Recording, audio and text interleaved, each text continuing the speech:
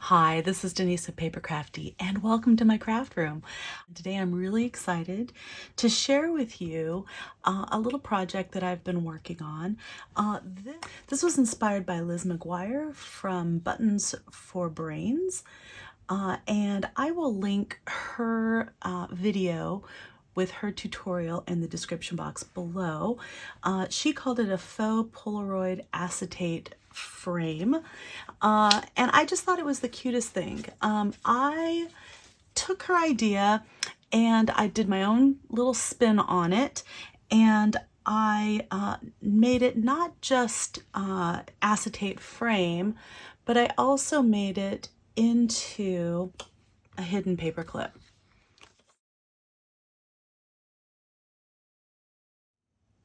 I'll show you in this journal. Let's see, I kind of have a page that I think it looks pretty good on.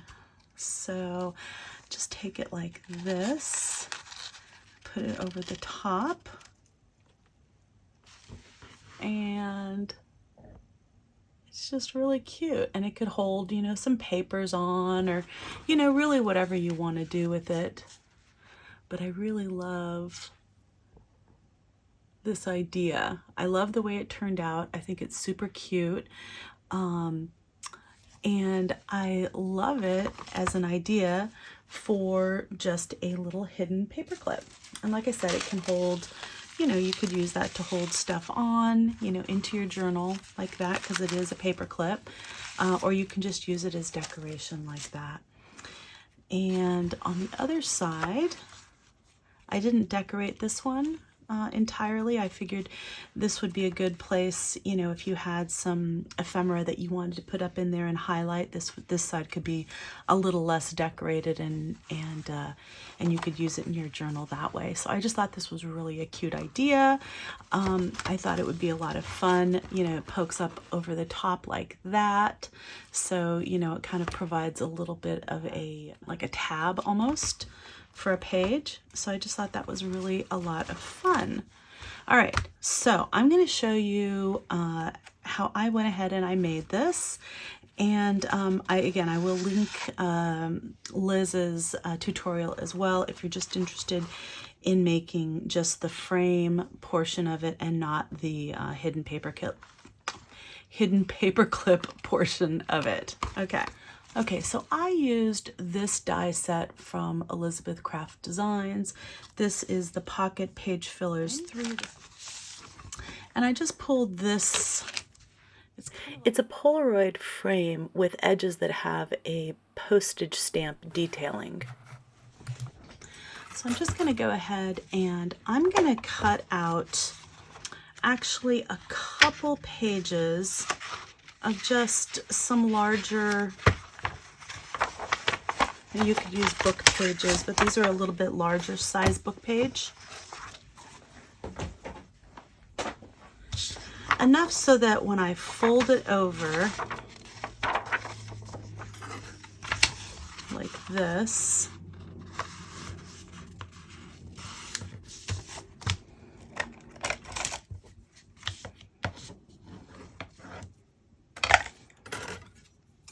this will fit on there. Okay, so that's my goal. I'm just going to tape this down, this folded edge.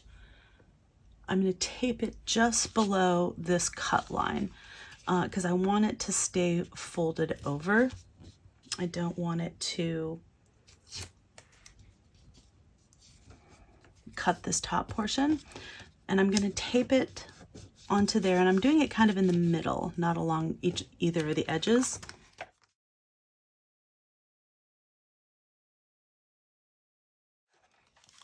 Okay, this is pretty easy to get out. Just pop it out like that.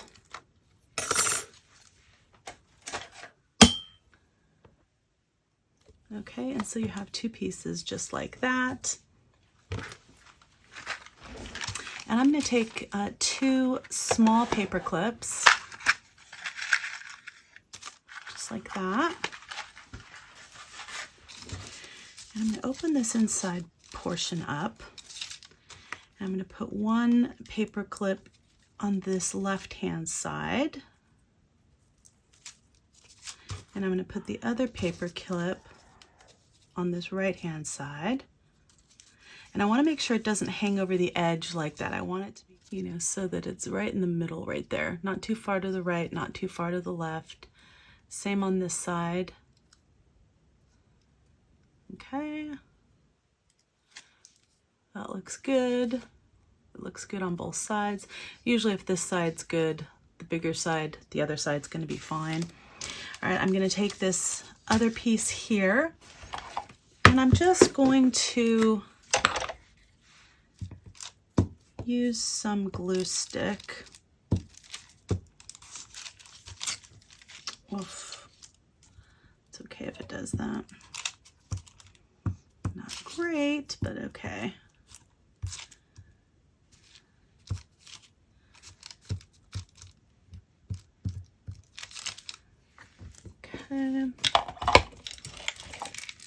And then I'm going to take my art glitter glue, or you can use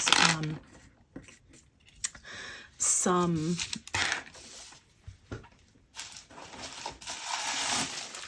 matte medium if you'd like. You know, any kind of, you know, whatever your favorite glue is. I probably wouldn't use an acetone-based glue. I'd use something that is really strong and grabs very quickly. I put mine in the oven just because I'm really impatient for it to dry. So yeah, that's one of the main reasons I wouldn't use an acetone glue. But if you aren't putting yours in the oven, an acetone glue might work just fine for you. All right, and then I'm just going to come back and I'm going to put this back inside of here.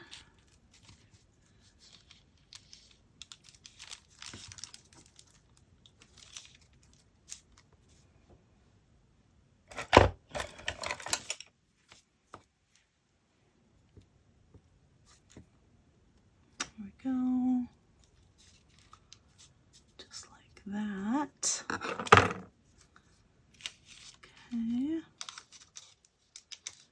And I got way too much glue on here. You don't need quite such a heavy hand when you're doing it. So I'm just straightening this out. It doesn't have to be perfect. The most important part is that those two interior squares in the Polaroid are aligned as closely as possible. That is all looking pretty good. So I'm just going to take this and I'm going to burnish it down.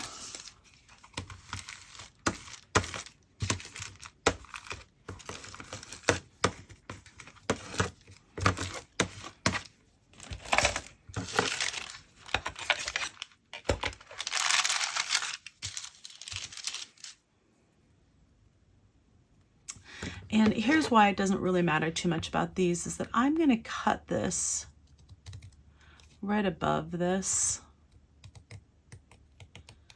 where the perforation is. Okay, so I'm just going to let this dry a little bit. So next I'm going to take some 110-pound cardstock. This is just from Michaels. It's white. And it's a white core. You can use whatever color you like. You could use cream, you could use black, you could, whatever, whatever, you want your project to look like. It's your project. And I'm just gonna cut that Polaroid frame twice more.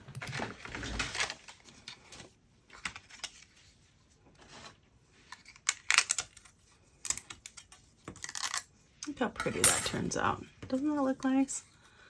Okay. I'm just going to ink these up with a little bit of antique linen and some vintage photo distress inks. So I went over just about everything with the antique linen, but you didn't uniformly go over the entire area. I worked from the edges inward, and I have, like, you know, areas where it's lighter and areas where it's darker and there's some white showing through. With the vintage photo, I'm being much lighter in my application and getting pretty much just the edges. And you can use, you know, any kind of packaging that you have, you know, just plastic packaging to make a little frame to go inside of here. You just want to make it slightly larger than this interior square. So that's where these little squares come in handy, because you can, you know, figure out how big you need to make it and just cut around it like that. So I'm just holding it like that. And I'm using that square from the interior of the Polaroid as a guide, and I'm cutting out the acetate slightly larger than that square. And you can see that fits in pretty much perfectly right in there. All right, I'm going to put that one in this side. And for gluing down acetate to, you know, the paper, I really like using a double-sided tape. And I want to make sure that the tape doesn't go onto the acetate that we can see. So I'm just kind of rolling it back a little bit all around the opening. Okay, so that's what I did on this back portion right here. I just used a plain piece of acetate on that one. For this one, I really liked this little stamp that has Pacific Coast Furniture Company from Santa Cruz. It's house furnishings. So I kept with that theme and scanned this image from a book, and I printed it on transparency film forward to a page so that image would fit on that little frame. This is actually a transparency made for inkjet printers. And, you know, it prints on this kind of matte, roughened finish side. So, you know, the first couple times I did it, I realized that I was getting, you know, the printout on the matte side. I don't know if you can see that that's matte and that's shiny. Okay, so I was getting it on the matte side. So I just flipped it. And then I printed that 4 times on here, and that was like the perfect size to go inside of this little frame, just right here. So I'm just doing the same thing I did on the previous Polaroid frame. I'll just quickly walk through those steps so you remember what they are.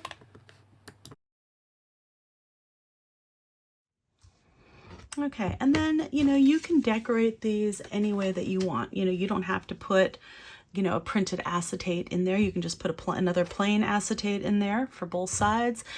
So I'm just using a Copic marker to color the back part where the kind of the roughed up matte side of the transparency.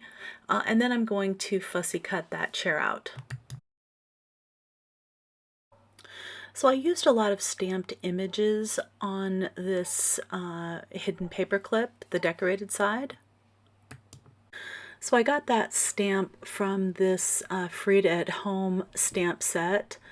And I also used some stamps from this Florence stamp set. And both are Elizabeth Craft Design stamp sets, were from the new Favorite Humans collection by Esther Glas. So some of these images I stamped on cardstock, and the cardstock I used was this Nina Classic Crest Solar White cardstock, 110 pound. That's really my go-to cardstock when I'm doing stamping. And then some of the stamping I did on matte transparent sticker paper. This is actually for my inkjet printer. But I used archival inks, and it stamped really nicely on this.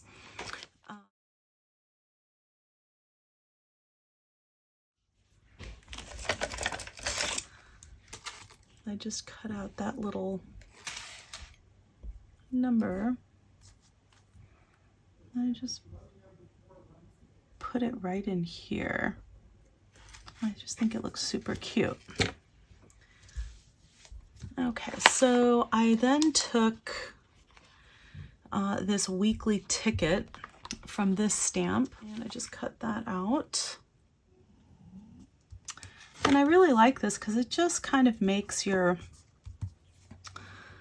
you know, your stamps, it stretches your stamps. You can use them in different ways when you kind of put them on the sticker paper like that.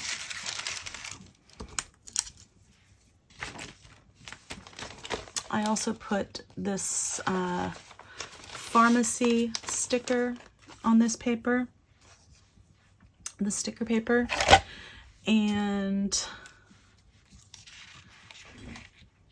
let's see, I just cut out this portion. Okay. To that edge. Okay, and then I could take this, and I didn't want it to overlap too much with this, and I just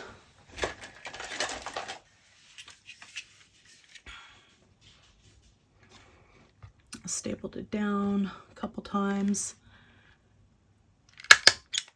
up higher where I knew the label would be.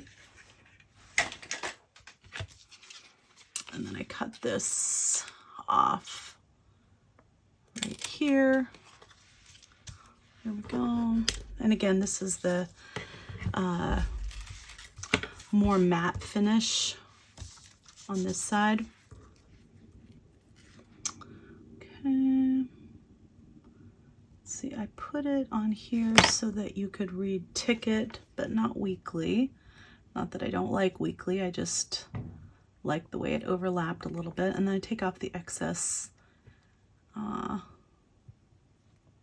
glue from over here, because this kind of is, on this one, is just kind of floating a little bit. It's a little raised, I like that. So yeah, I'm just kind of, you know, placing it as well as I can to kind of not fully cover up the holes and not fully cover up the telephone number, because I like that. I thought that was really cute. That's good. I'm going to take this, just kind of place this where I want it. I don't want it completely, you know, straight. I want a little, just ever so slightly cattywampus there.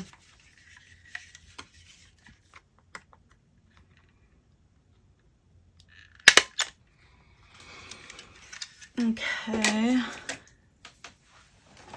so then I took some milk caps from this Reminiscence paper. I used the chipboard one, and I just used a 1.5 inch circle punch to cut out this one. I inked the edges and I lined it up behind this one right here, and I just stapled it to the back of this one. And then I used one of these, which one was it? This one down here. And then I glued, actually I put a piece of chipboard, just cut a hole out of some of this 110 pound cardstock, stapled it to this other frame, and then glued the milk cap on top of that piece of chipboard. I don't really want to use this page for that again, so I'm gonna use something different on the back side of this. So I stamped this lady on a book page with some tinted gesso over the top of it. So I used some VersaFine ink in Onyx Black to stamp this lady from the Florence stamp set. And, you know, I don't think the VersaFine was the best option for this. If I were to do it again, I'd probably use Archival. It took several passes to stamp over the gesso. And then once I got a good impression, it never really fully dried. So then I had to use some clear embossing powder over the top to get this to seal, to get the ink to seal and for it to dry. So you can see that I'm doing that here. All right, can you see how it's like glossy now? It's heat embossed. And then I used some watercolor pencils to color in the image a little bit. I was just going for a real light watercolor effect. So I didn't make any of the colors really, really dark. I just kind of went for a dreamy look. I found the easiest way to get good color application, because this isn't really thick paper, was to load up my brush with some color directly from the pencil. And I used a water brush with a reservoir in it. Just, I think it's a paint pen type of thing. And that really was the most effective method for me for doing this. Because I had heat embossed the image, I didn't have to worry about the VersaFine smearing. So I'm not going to show you how I colored this image in this video. If you would like to see how I did that, leave me a comment. If enough people are interested, I'll go ahead and make a video showing how I did that. Let's see, on this one, I'm just going to use some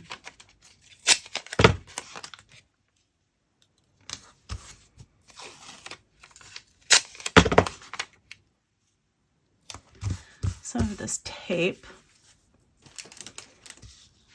and this will give it a little bit more stability. And then I cut her out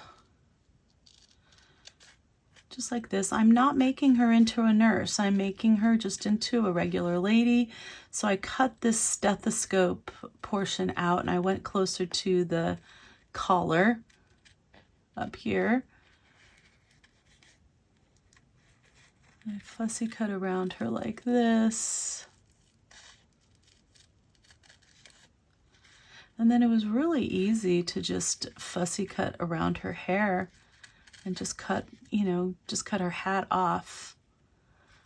So, you know, this is a really flexible stamp set, I feel like. I feel like this is, you know, you don't have to have her as a nurse. She can also just be a beautiful lady. If you know, want to include her as a focal point in, you know, your projects. And then I just added some black soot distress ink to the edges here.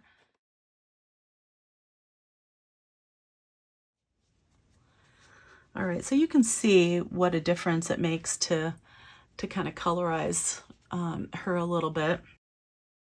Now we're ready to glue the cardstock frames to the hidden paperclip base. And I'm going to go ahead and glue this one to this front like that. I just took some red liner tape, or you could use whatever double-sided tape you want. And I went as close to this edge here as I could without going over these little notches.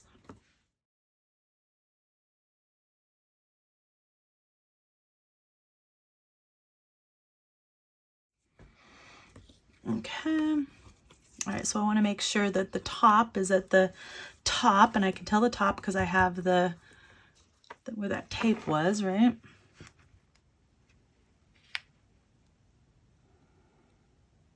So basically, I'm just lining up that opening with this opening. Okay. You can always just kind of make it go down like that.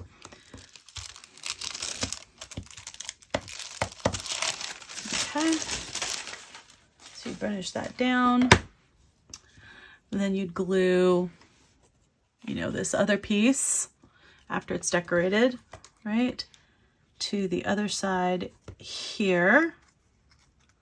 So you just do the same exact thing, glue that, put it on there, just place it on there like that, and you have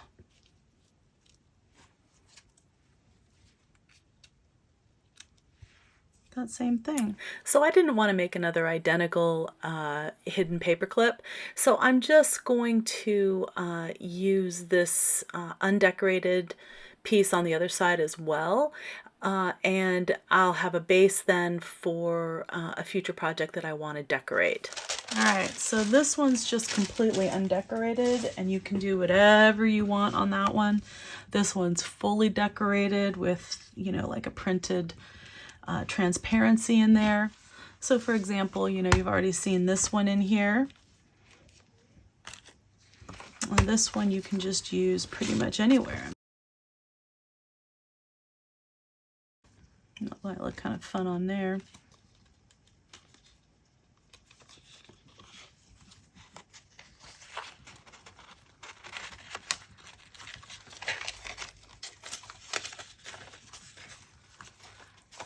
So that could look kind of fun just like that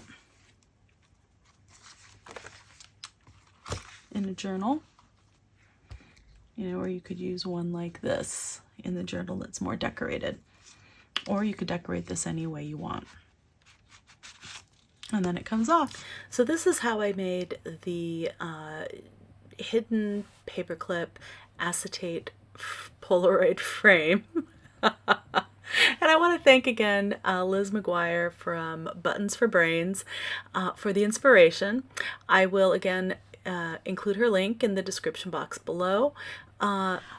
She used a different brand of this Polaroid film, and it didn't have, you know, the like the serrated edges for like stamps, like a stamp set type thing. And I think that one is discontinued. I don't think that you can find that one anymore. So I thought it'd be helpful to post this because this is a new set, and I think that anyone can pretty much find it right now on Elizabeth Craft Designs. If you are interested in purchasing a one of these stamp sets or anything else that I've shown you today, or you know, that you have on your wish list, please, I encourage you to use my affiliate link. It is in the description box below, but I'll also include a link here at the end of this video that you can click on, and you can get a 10% discount off of any purchase over $20. So that helps my channel and it saves you a little bit of money. So I hope that you take advantage of that. I want to thank you so much for joining me today. I hope you enjoyed this tutorial, and I hope that you try this out for yourself. This is a really fun technique. It's pretty simple to do even if you don't have this die. You just would need a rectangular die and then like a square die, but it's just a little more challenging to line everything up and stuff, but not impossible. So this just really makes the process simple, especially when you're layering up to make a hidden paper clip type thing. Everything lines up just perfectly every time. Wow. You know the drill. Please like if you like this. Please subscribe if you like this kind of content, and leave me a comment and let me know if you've made these before, or if you're a subscriber to Buttons for Brains. I really like her channel. She has some really cool ideas. So just a shout out to her. I like to support other channels who do what we do in the junk journaling community, and so I hope you check her out. Again, this is Denise with PaperKraftD, and craft on.